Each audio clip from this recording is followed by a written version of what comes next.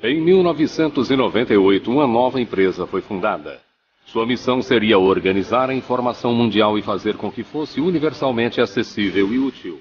Ela estima que precisará de 300 anos para atingir seu objetivo.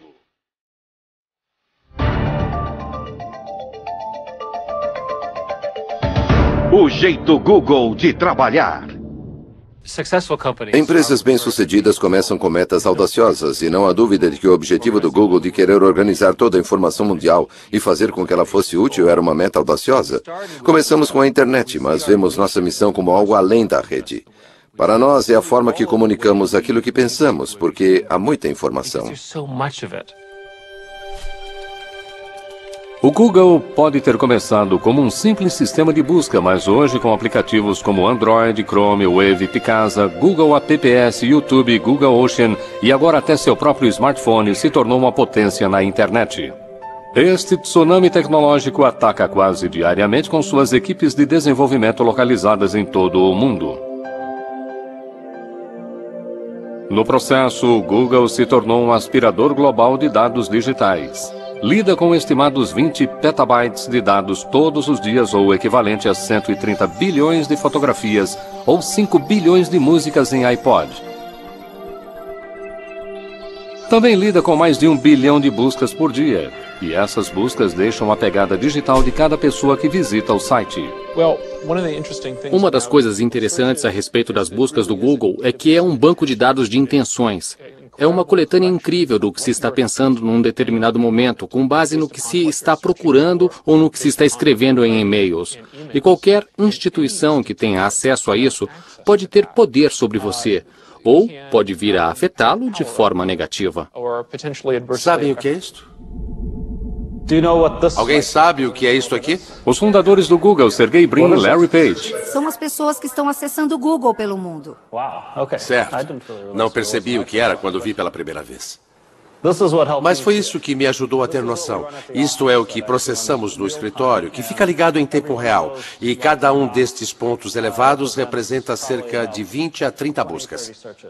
Obrigado, Sergey. Objetivo? Que o Google se transforme numa entidade que tudo sabe.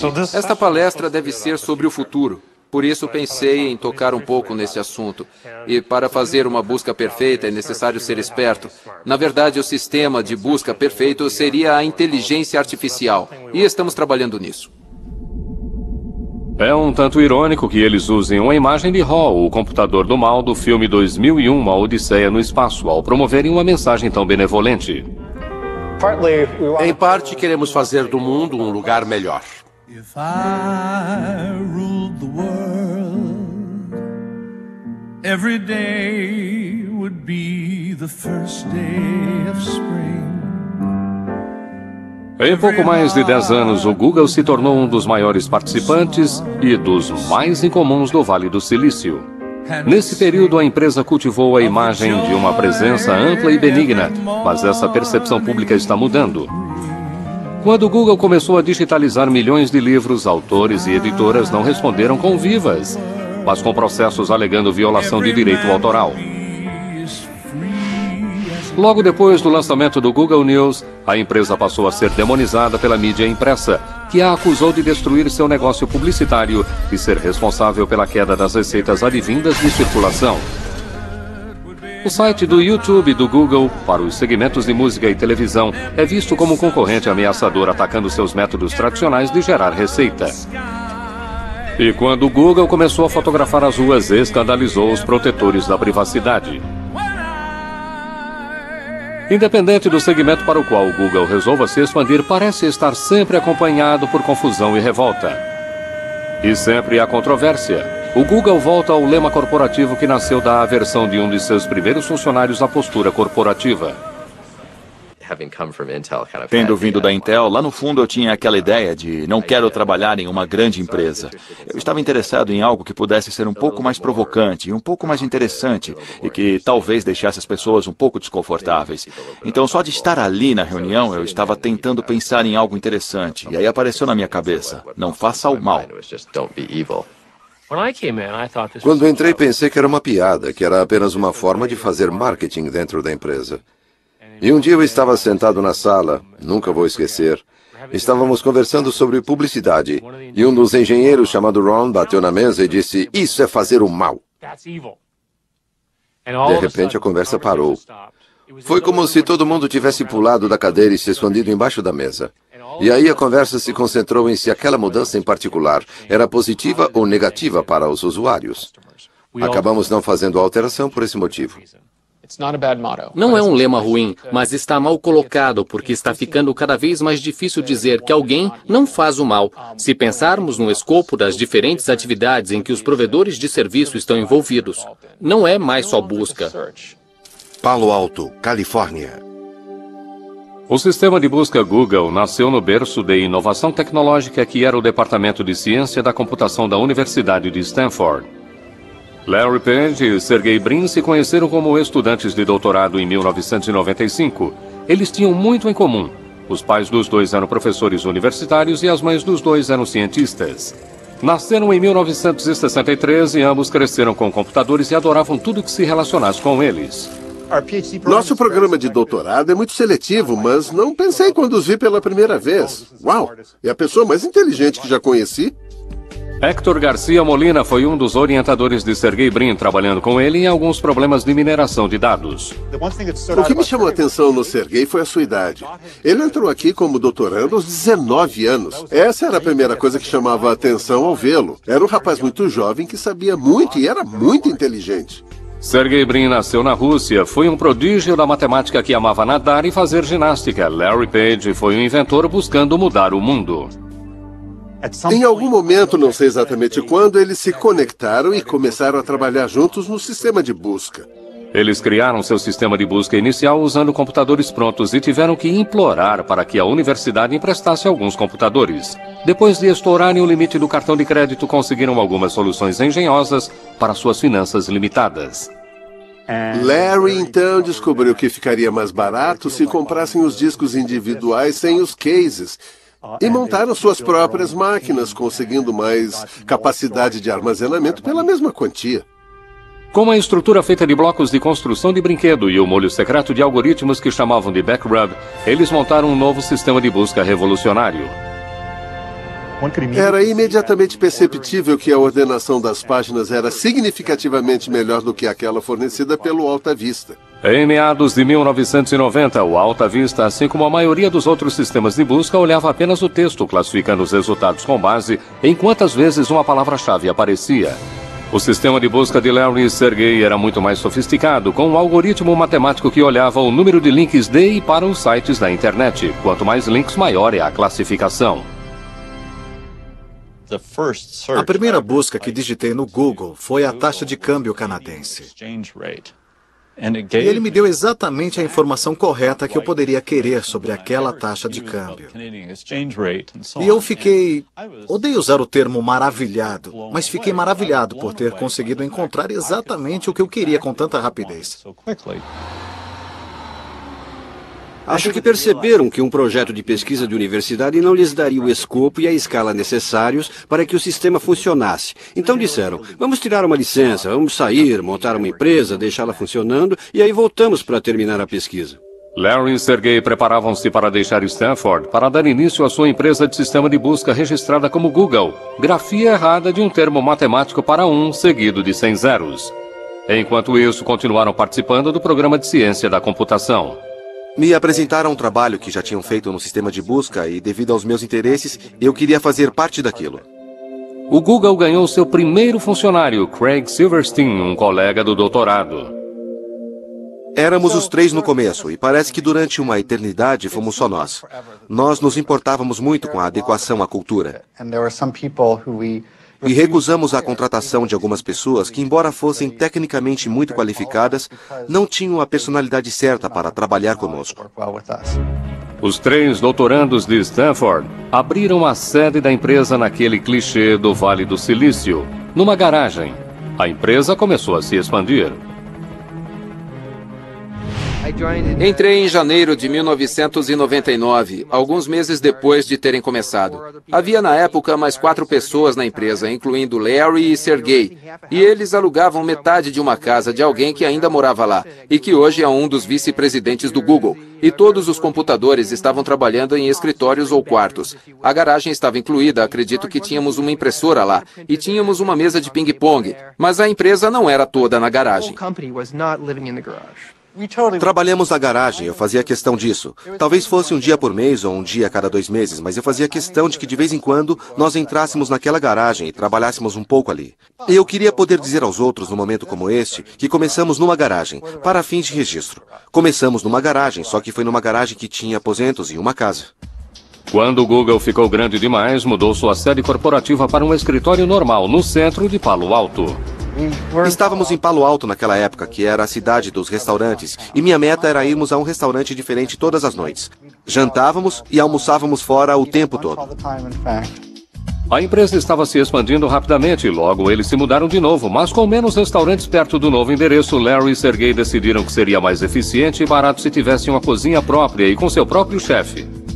O escolhido tinha no currículo um período cozinhando para a banda Grateful Dead. Eles me ofereceram ações no começo e relutei bastante. Conversei com meu pai perguntando: pai, esses caras querem que eu dê dinheiro a eles por essas ações, numa empresa que ainda não é pública. E ele respondeu: é um golpe, não acredite neles, não entregue nem um centavo. Ao contrário de outros sistemas de busca, a página inicial do Google era limpa e eficiente, sem aqueles banners e pop-ups irritantes. Larry Page e Sergey Brin viram seu sistema de busca Google ficar cada vez mais popular, mas o sistema ainda não estava se traduzindo em dinheiro de verdade, e eles não tinham um plano de negócios para fazer a empresa dar lucro. Nossos fundadores decidiram que não aceitaríamos publicidade pelo tempo que fosse possível. Porém, acho que a ideia brilhante veio quando dissemos: olha, por que não mostramos anúncios que são baseados em texto e que não têm aquelas imagens em movimento ou distrações? Com base na busca, o Google forneceria anúncios simples para que as pessoas clicassem neles. Então, em outubro de 2000, o Google embarcou em um novo negócio: publicidade online. Quase imediatamente o dinheiro de publicidade começou a entrar e os investidores de capital pressionaram Larry e Sergey. Eles queriam um presidente experiente para administrar a empresa. Larry e Sergey escolheram um experiente veterano do mundo tecnológico, Eric Schmidt. Eric administrou com sucesso a desenvolvedora de software Novell e também havia trabalhado na Sun Microsystems. Mas talvez o que fosse mais importante para os fundadores era que Eric compartilhava com eles uma base como engenheiro de ciência da computação unido a um forte impulso empresarial.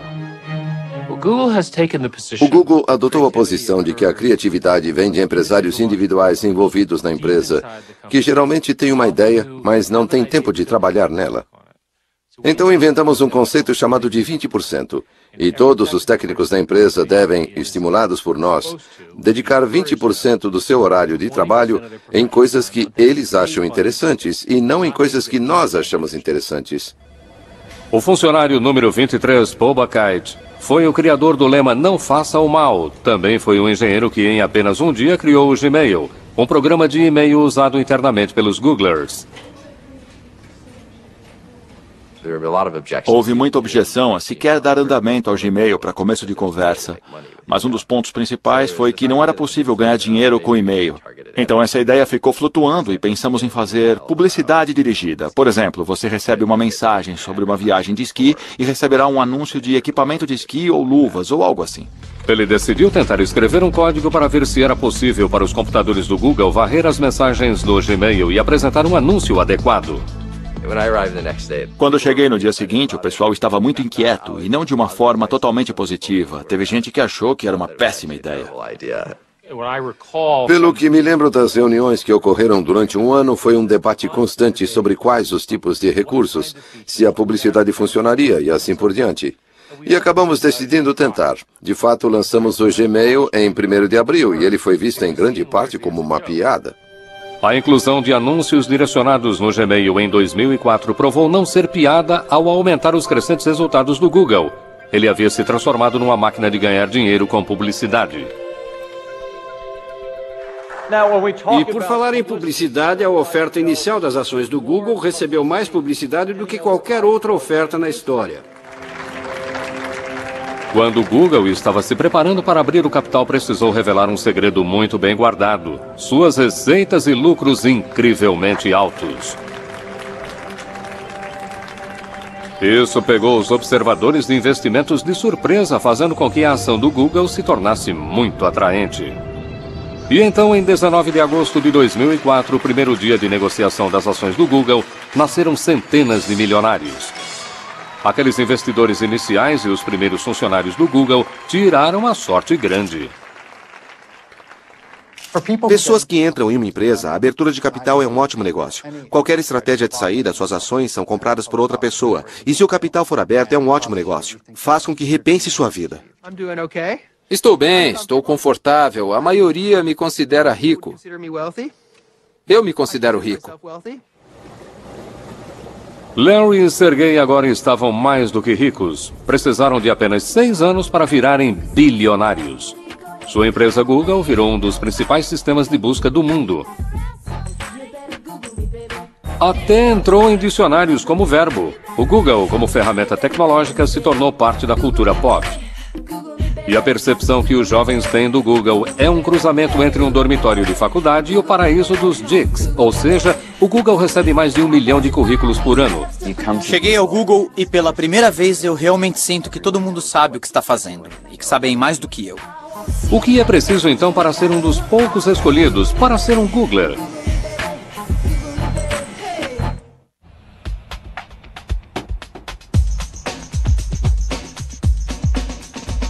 O Google PAX, como é conhecido pelos Googlers que o habitam, é montado de forma a fazer com que se sinta o melhor e mais brilhante. E que merece aquelas refeições incluídas, o serviço de massagista subsidiado, a lavanderia gratuita, assim como o barbeiro sobre rodas.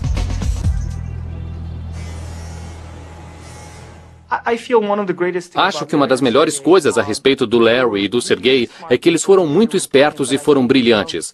Mas acho que uma das melhores coisas que fizeram foi terem se cercado das melhores pessoas, as mais brilhantes que puderam achar. O Google recebe mais de 1 milhão de currículos por ano, mas para entrar para a turma dos 20 mil Googlers no mundo todo é necessário passar por uma série terrível de testes e entrevistas. Rajen Seth, outro graduado em ciência da computação em Stanford, trabalhou em outras empresas de alta tecnologia antes de se aproximar do Google. Acho que passei por algo entre 10 a 15 entrevistas na época. E finalmente minha última entrevista foi com Larry. Literalmente cheguei um dia e me sentei no escritório do Larry Page e fui entrevistado por ele. E foram muitas perguntas difíceis. Eu não sabia direito como tinha me saído, mas parece que ele gostou bastante de mim, a ponto de decidirem me fazer uma oferta. Entre os funcionários mais queridos no Google, logo depois dos engenheiros de ciência da computação, estão os novos contratados, chamados de APMs, ou gerentes de produto associados. Uma grande parte do motivo pelo qual o Google contratou associados, como no meu caso, gerentes de produtos associados recém-saídos da escola naquele momento, foi para poder educar esses futuros gerentes de produtos como eu, da forma que o Google queria que eles fossem. A maioria é de jovens recém-formados, com notas incrivelmente altas e recebem muita responsabilidade e autoridade no começo de sua carreira. Não estamos priorizando isso agora, mas não achamos que será possível substituir a página inicial desde o primeiro dia. Dentre a safra mais recente dos APMs está um canadense, Jeff Harris. A minha função aqui, que é de gerente de produto associado, é meio que projetada para pessoas que têm base técnica, mas não estão necessariamente codificando no dia a dia. No final das contas, meu trabalho é fazer a comunicação com os engenheiros que fazem a codificação o tempo todo e verificar se todos eles estão trabalhando juntos para o mesmo objetivo. Eu acabei de fazer 22 anos. Acho que a maior surpresa de se trabalhar no Google é como são abertos a respeito de tudo que estamos fazendo. Eu posso olhar no nosso site interno e ver detalhes de todos os projetos que estão sendo feitos. E isso é ótimo, do ponto de vista organizacional. Embora o Google possa ser altamente transparente internamente, como muitas das outras grandes empresas de alta tecnologia do Vale do Silício, é extremamente sensível sobre o que pode ser mostrado a quem é de fora. seja o código nas telas dos monitores ou os rabiscos nos quadros brancos que parecem estar em todos os lugares. Gostamos de ter quadros brancos em todos os cantos e a razão para isso é alimentar a criatividade. É possível desenhar coisas, comunicar ideias e trabalhar com outras pessoas naquela ideia. É possível publicar de forma programada a liberação ao mesmo tempo ou não? Sim. Então, muitas vezes, as pessoas pegam o celular e tiram uma foto do quadro branco, enviam isso por e-mail e elas acabam fazendo parte das notas da reunião. Além dos quadros brancos e barracas de comida espalhados, o outro aspecto incrível dos escritórios do Google é a ausência de papel.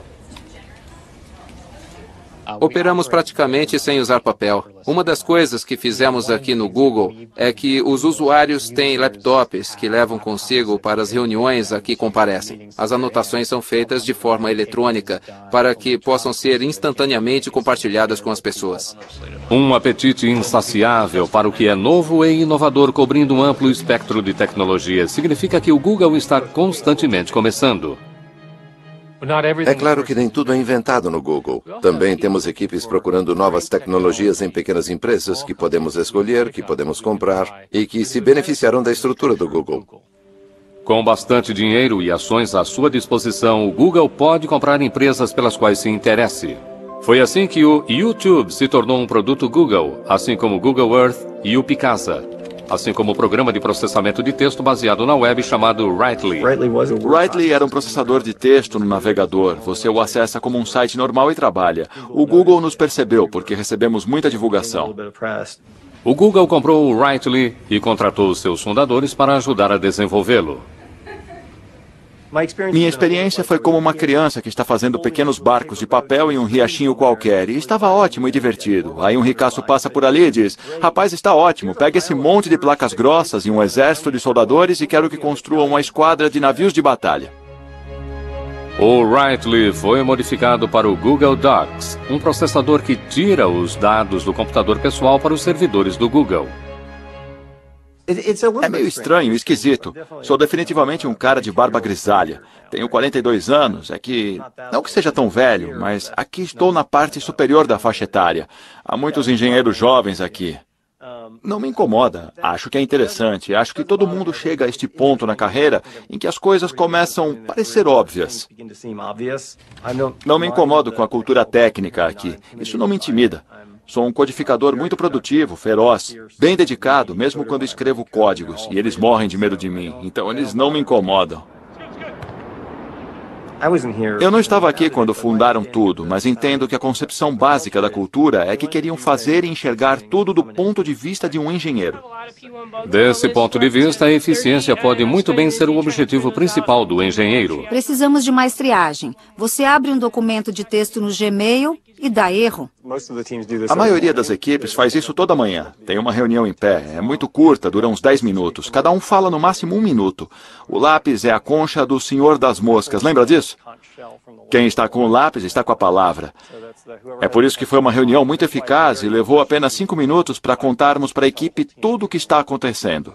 Outra reunião em que os membros da equipe do Google Docs precisam discutir problemas ocorre durante a caminhada Writely semanal. Acho que é interessante tentar fazer coisas importantes para mudar o mundo. Acho que é por isso que gosto de estar no Google.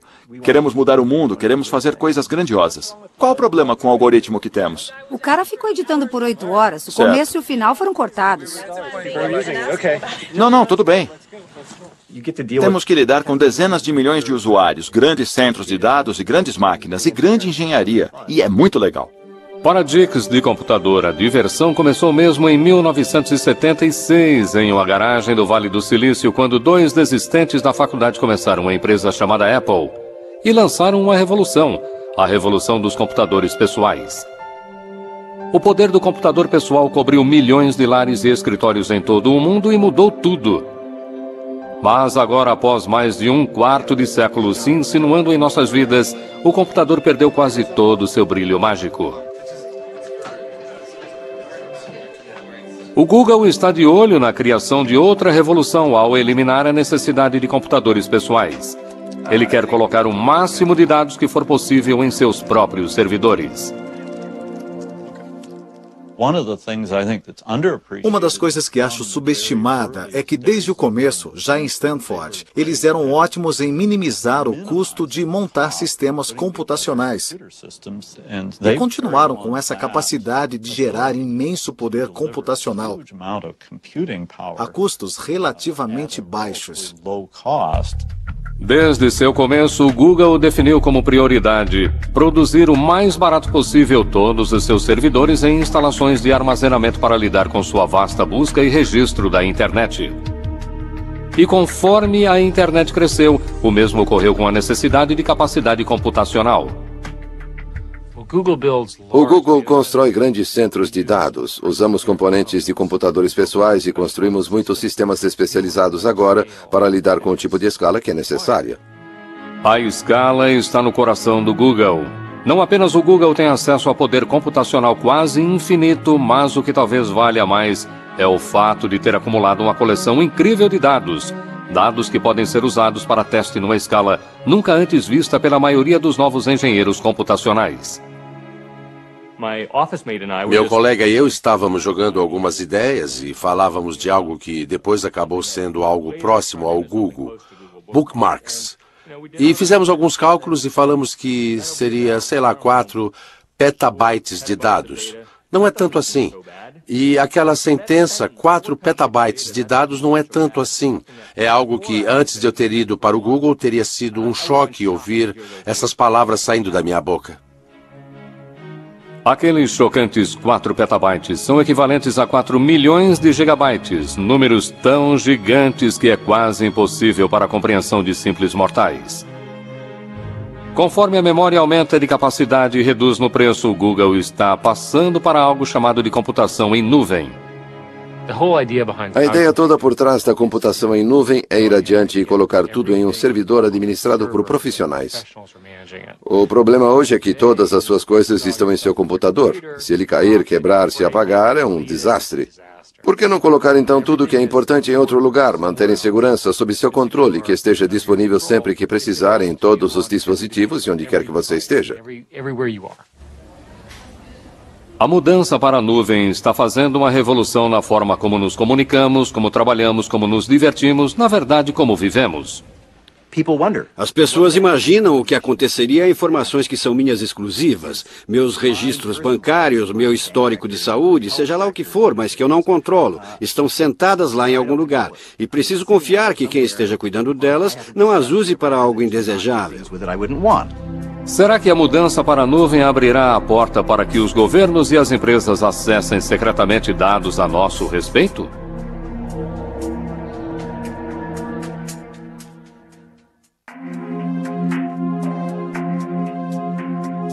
Se os dados digitais de todos forem passados para as nuvens computacionais, onde é que essas nuvens ficarão? Uma delas tocou o sopé das montanhas Blue Ridge, na Carolina do Norte. Este já foi o centro da produção moveleira americana. Aí, na década de 1980, o trabalho barato do exterior acabou com os empregos, deixando para trás uma economia devastada e uma quantidade incrível de eletricidade ociosa. Acontece que os centros de dados computacionais são consumidores vorazes de eletricidade para alimentar os servidores e resfriar vastas quantidades de água usada para refrigeração. A cidade de Lenoir tinha bastante de ambos, e aí, no final de 2005, o Google chegou, mas veio coberto por sigilo. Do ponto de vista do Google, pelo menos como eu entendo, foi que aquela corrida para construir esses centros de dados é tão intensa e a informação, pelo menos da forma como eles veem, é tão exclusiva que eles não queriam que nenhum de seus concorrentes soubesse o que estavam fazendo. T.J. Hoare é advogado e vereador do município de Lenoir e esteve envolvido nas negociações a portas fechadas com o Google. Eles nos deram informações que não podíamos revelar para mais ninguém. O Google definitivamente tinha uma atitude do tipo, olha, ou é do nosso jeito ou tchau. O que oferecemos é isso aqui, é pegar ou largar. O governo local e estadual, desesperados, estavam mais do que prontos para chegar a um acordo que trouxesse o Google para esta área devastada. Ofereceram a ele um benefício fiscal de 30 anos sobre propriedade e equipamentos. Estima-se o benefício em 160 milhões de dólares por um período de 30 anos. Destes armazéns digitais, cujo custo se estima em 600 milhões de dólares cada, sai um fluxo contínuo de dados. Aqui estão os e-mails, as fotografias, as músicas, os vídeos, os mapas e as buscas que fizeram do Google uma potência de coleta de dados. O Google não divulga quantos centros de dados possui em todo o mundo, mas os rumores são de que há 3 dúzias deles no mundo todo. Todos conectados digitalmente e todos firmemente plantados no solo. Mas isso pode mudar.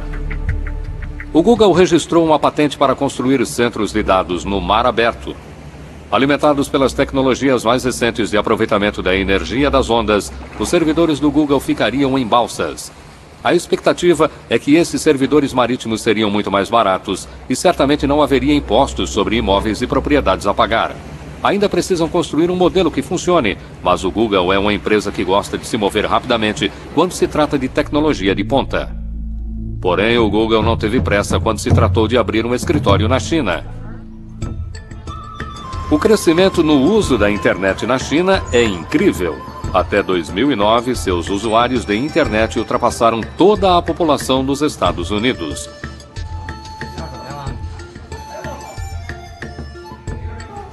É um mercado em explosão, mas é complexo devido à censura governamental.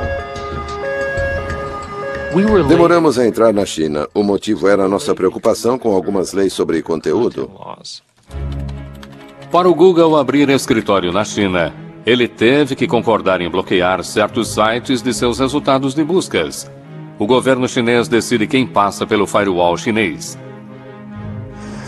Para administrar o Google na China, eles chamaram Kai-Fu Lee, executivo sênior da Microsoft, que havia sido responsável por suas operações naquele país em 2005. Kai-Fu Lee se viu no papel de um Nuggler, como os novos Googlers são chamados. Quando entrei no Google, usei a palavra choque para descrever o que eu senti. Acho que foi uma combinação de coisas, uma combinação dos valores. A empresa era jovem e feliz.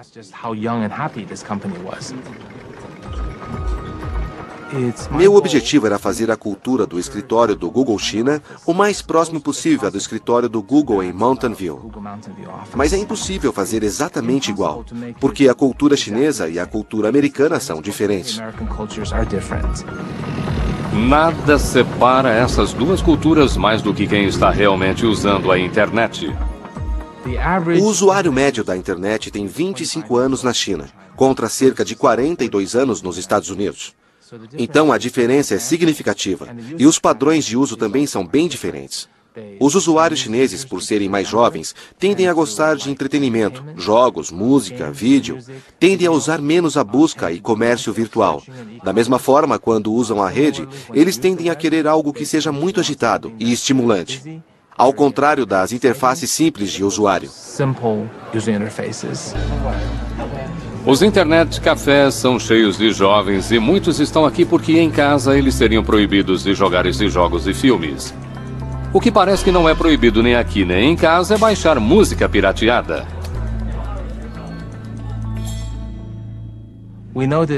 Percebemos que a maioria dos usuários chineses na internet baixam música pirateada ou sem licença por meio de outros sistemas de busca, e que isso se tornou um hábito.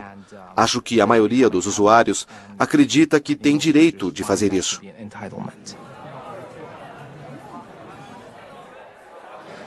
Nossos esforços, então, para tentar implementar talvez um serviço pago, ou pago por download, ou até mesmo um serviço de assinatura, acabaram com uma conclusão muito clara. Nunca daria certo.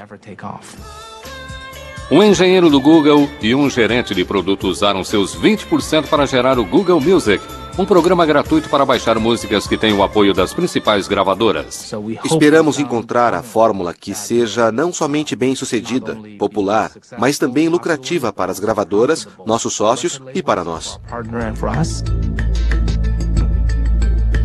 Embora o governo chinês pareça tolerar a pirataria de música, parece ter menos paciência com o Google e recentemente o acusou de divulgar pornografia. O Google é registrado na China, por isso precisamos seguir as leis chinesas. Qualquer lei. Nossos funcionários são cidadãos chineses. Eles precisam seguir as leis chinesas onde quer que trabalhem. Seguir as leis chinesas significa que as buscas do Google digitadas na China para assuntos como Falun Gong, independência do Tibete ou protesto na Praça Tiananmen produzirão resultados bem diferentes daqueles que aparecem nas telas fora da China. E foi assim que operou por 4 anos quando, em janeiro de 2010, o Google anunciou que parou de censurar os resultados da busca devido a um grande ataque cibernético originado na China, cujo alvo foi a propriedade intelectual do Google e as contas de Gmail de ativistas chineses de direitos humanos. Embora a China insista que suas leis devem ser obedecidas, o Google avisou que se as conversas fracassarem com o governo chinês para operar um sistema de busca sem filtros, ela terá que fechar as operações naquele país. Porém, não houve conversa com o governo dos Estados Unidos quando, logo após o 11 de setembro de 2001, foi aprovada a legislação que lhe deu autoridade ampla de vigilância, permitindo acesso inédito às pegadas digitais das pessoas. E esses poderes são muito amplos agora. Vão desde o acesso a relatórios de crédito de indivíduos até acesso a seus dados de comunicações. Até chegar a ser capaz de enviar uma carta para qualquer detentor de dados e dizer: por favor, revele todas as informações que possuir sobre esta pessoa, sem dizer nada para elas. E não pode contar a ninguém. Essa é a ideia de uma Carta de Segurança Nacional. No Centro de Privacidade Eletrônica, em Washington, D.C., o diretor Mark Rothenberg está preocupado com as novas informações digitais que estão migrando para as nuvens dos centros de servidores computacionais. Não estou dizendo que o governo não deva ter acesso às informações em circunstâncias adequadas. Na verdade, em algumas instâncias, é vital perseguir atos errados e investigações criminais. Mas precisamos de supervisão, precisamos de responsabilidade, precisamos de transparência. E o problema com a computação em nuvem é que será muito mais fácil para o governo entrar neste tipo de vigilância de forma secreta, sem que as pessoas saibam que suas informações pessoais, seus registros comerciais estão sendo acessados. Pedi a pessoas no Google que me informassem quantos mandados e liminares recebiam todos os meses. Não era preciso dizer mais nada. Não precisavam dizer do que tratam todos os mandados ou liminares. Só um número. Quantos recebem? Mas eles não gostaram dessa sugestão e rejeitaram logo de cara. Conforme a jamanta do Google continua digitalizando tudo que encontra pelo caminho, ela acumula novos partidários. A cidade de Washington, D.C., optou por se libertar do Microsoft Office e mudou para um conjunto de aplicativos Google. A oferta do Google de uma vida mais barata, mais segura e mais colaborativa em sua nuvem se mostrou atraente demais para rejeitar. A questão da confiança é central em toda a nossa marca. Se o Google quisesse violar a confiança de alguém, a imprensa acabaria conosco e as pessoas não divulgariam suas informações, deixariam de fazer buscas, nossa receita cairia. Seria então terrível para a nossa empresa e para as pessoas. Essa questão é levada muito a sério. Há quem não confie nesse altruísmo ingênuo de que estamos realmente tentando fazer produtos para melhorar os usuários. Há quem veja segundas intenções, que estamos tentando controlar o mundo ou sei lá o que pensam. Mas o que eu posso dizer? Ainda pensamos como universitários. Não pensamos dessa forma. Mas o Google também precisa se preocupar com um grupo de jovens empresas prontas a mudar o mundo da busca. Descartando o modelo original do Google de um sistema de busca concentrado em dados, elas estão abordando a busca de outro ângulo. Elas querem reunir o poder do que se conhece como sabedoria dos amigos. Acho que é isto que vai definir os próximos vários anos do que será a internet e o mundo. Por que alguns dos principais proponentes da busca social são ex-Googlers prontos e dispostos a desafiar seus ex-patrões?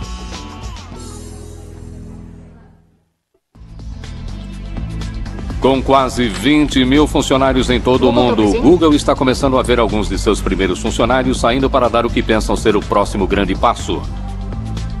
Em um bairro simples de São Francisco, uma jovem empresa da área de internet tem bastante DNA corporativo do Google. Vários de seus fundadores são ex-Googlers, mas sua empresa, Aardvark, deseja ir além do Google e transformar a busca em si. Gostamos de chamar de busca social. O conceito é o de que está procurando pela pessoa certa no momento. E você não quer saber da vida dessa pessoa. Você só quer interagir com ela, porque ela sabe de algo que vai ajudá-la naquele momento. Às vezes não está escrito em um site, mas alguém pelo mundo sabe a resposta. E todos nós temos redes sociais. A Advac é basicamente um utilitário que lhe dá acesso a isso. Mais adiante, em um centro industrial insípido no Vale do Silício, há outra empresa de rede social com sua própria lista impressionante de ex-Googlers, inclusive Paul Buchheit, que é conhecido e talvez odiado por ter cunhado o lema do Google, não faça o mal. Sua minúscula empresa chamada FriendFeed está desenvolvendo um novo serviço de rede social que compartilha e acompanha os que os amigos estão ouvindo, lendo e postando na rede. Nenhum de nós sabe o que vai acontecer em seguida, mas acho que este é exatamente o lado bom de uma nova empresa. Numa grande empresa, posso prever facilmente o que vai acontecer no ano seguinte. Numa empresa nova, ninguém faz ideia do que vai acontecer em seguida. No próximo ano, você pode ser um sucesso incrível ou um fracasso. O Google estava acompanhando o FriendFeed para uma possível aquisição, mas antes de chegar ao seu segundo ano de vida, o FriendFeed foi engolido pelo fenômeno da rede social Facebook, por $50 milhões, segundo dizem. O Facebook, fundado por um desistente de Harvard em 2004, passou por crescimento explosivo e representa um verdadeiro desafio ao Google, ao mesmo tempo em que atrai um surpreendente número de ex-Googlers.